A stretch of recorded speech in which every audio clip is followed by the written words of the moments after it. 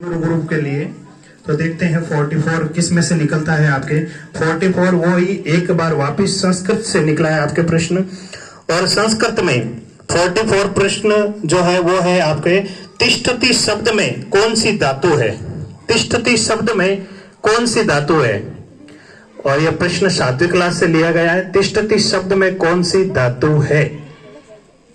आपका समय शुरू हो चुका है, जल्दी बताएं।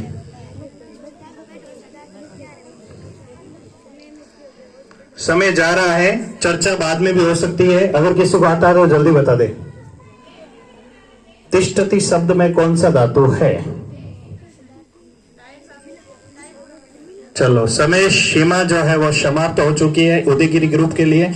और बोनस के लिए ये प्रश्न किसके पास जाएगा उसके लिए अपन देखते हैं। इसको 0, उदयगिरी ग्रुप को 0 नंबर दीजिए।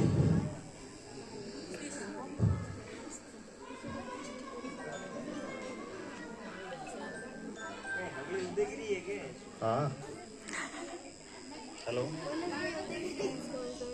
प्रति ग्रुप की 5-5 पर्चे डाली हुई। हाँ ये प्रश्न वापस उदयगिरी ग्रुप के लिए था। अगर बताना चाहे तो 10 सेकंड का समय है। एक बार वापस किस्मत ने मौका दिया है। नहीं नहीं नहीं गलत है। हाँ अब ये प्रश्न ऑडियंस के पास जाता है, अगर कोई बता सकता है तो।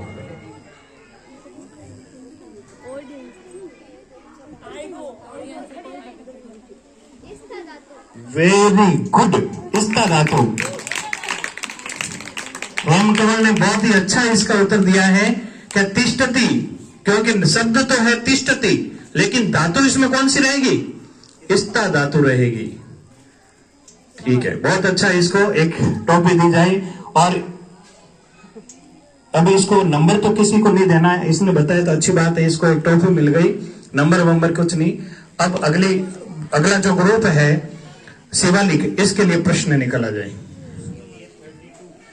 शिवालिक ग्रुप के लिए प्रश्न निकला है आपके 32 प्रश्न आपके निकलेगा हिंदी में से। 32 प्रश्न है आपके। निर्धन का अर्थ क्या होता है, निर्धन का अर्थ क्या होता है। गरीब, आपका उत्तर एकदम से सही है। निर्धन का अर्थ होता है गरीब। बहुत ही सरल क्वेश्चन आ गया आपके लिए। चलो इनको टॉफी दी जाए। और इस ग्रुप को, शिवालिक ग्रुप को पूरे 2 नंबर मिले हैं। अगला ग्रुप जो है उसके लिए पर्ची निकालें। कौन सा प्रश्न निकलता है उनके लिए 30, जस्ट उसके ऊपर वाला 31। तो 31 प्रश्न वो भी हिंदी से जाएगा आपके।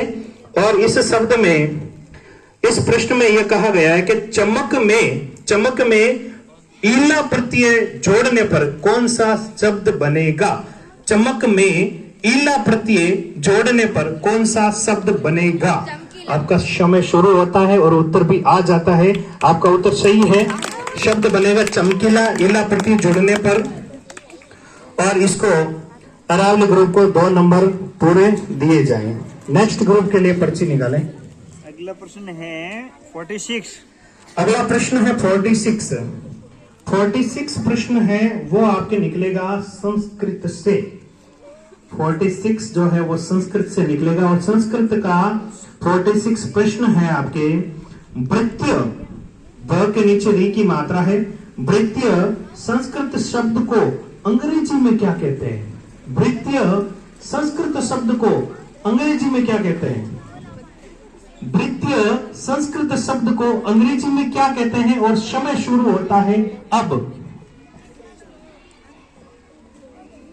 प्रश्न ऐसे ही होना चाहिए। ये चमकीला वमकीला गरीब, ये तो हल्के प्रश्न है।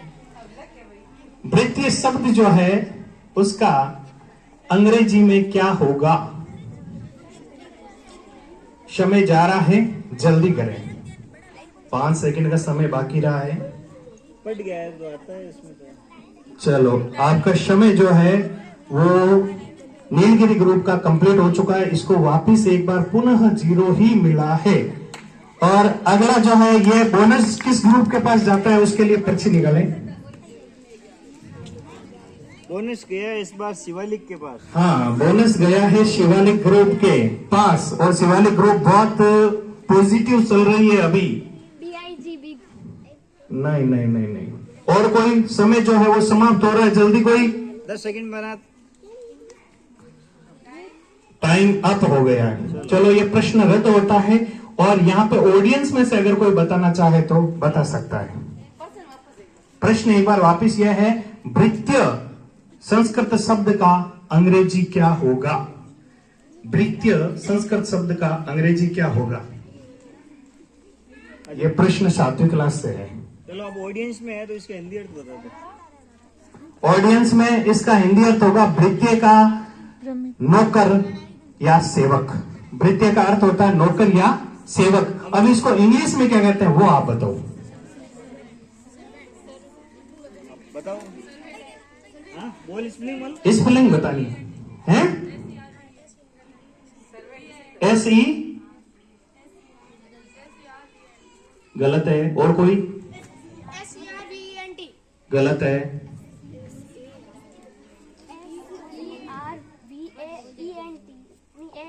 सही है। SERVANT servant. सर्वेंट यानी होता है नौकर, सेवक, भृत्य, तीनों एक ही शब्द है। दूसरा राउंड समाप्त। नहीं नहीं, उसने ई बोला था तो मैंने ऐसे थोड़ी कहा था गलत है। इसने शायद चेंज कर दी होगी स्पेलिंग, क्योंकि मैंने सुना नहीं था। चलो कोई बात नहीं, हो गया।